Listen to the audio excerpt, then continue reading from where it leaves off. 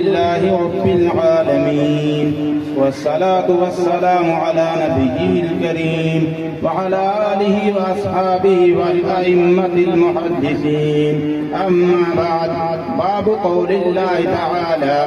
ونزع الموازين القسط ليوم القيامة وأن أعمال بني آدم وقولهم يوزن. وقال مجاهد: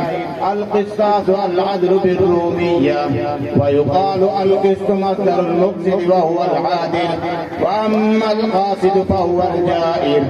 أما بعد، فيقول العبد الراجي إلى رحمة ربه الرحمن محمد حمزة نواس: حدثني فضيلة الشيخ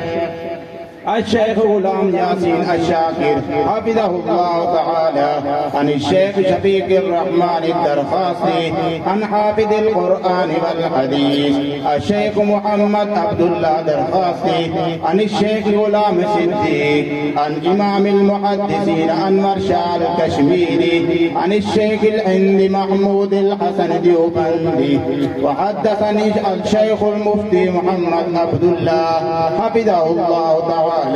قال: حدثنا الشيخ المعظم الشيخ الحديث محمد صديق رحمه الله تعالى عن فضيلة الشيخ خير محمد الجالندري عن الشيخ محمد ياسين السرهندي قال: حدثنا شيخ الهند محمود الحسن ديوبندي عن الشيخين الجليلين العلامة محمد قاسم النانوتبي والعلامة رشيد أحمد الكنكوي، وهما يرويانه عن الشيخ عبد الغني المجددي عن الشيخ محمد إسحاق الديلبي عن الشيخ عبد العزيز الديلبي عن الشيخ ولي الله أحمد بن عبد الرحيم النقشبندي قال: أخبرنا الشيخ أبو الطاهر محمد بن إبراهيم الكردي قال: أخبرنا والد الشيخ إبراهيم الكردي قال: قرأت على الشيخ أحمد القشاشي رحمهم الله تعالى قال: أخبرنا الشيخ أحمد بن عبد القدوس النشاوي قال: أخبرنا الشيخ محمد بن أحمد الرملي عن الشيخ زكريا بن محمد أبي يحيى الأنصاري قال: قرأت على الشيخ الحافظ أحمد بن علي بن حجر الأسقلاني رحمهم الله تعالى عن الشيخ إبراهيم بن أحمد التنوخي عن الشيخ أحمد بن أبي طالب رحمه الله عن الشيخ عن السراج الحسين بن المبارك عن الشيخ عبد الأفضل بن عيسى الهروي عن الشيخ عبد الرحمن بن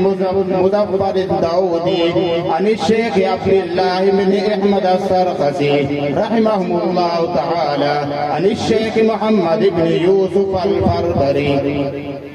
عن الإمام الجليل الحافظ الحجة أمير المؤمنين في الحديث أبي عبد الله محمد بن إسماعيل بن إبراهيم بن المغيرة بن بردزبة الجعفي البخاري رحمهم الله تعالى ومتعناهم بفيوزهم آمين. قال: حدثنا أحمد بن أشكاب قال: حدثنا محمد بن فضيل عن عمارة بن القعقاع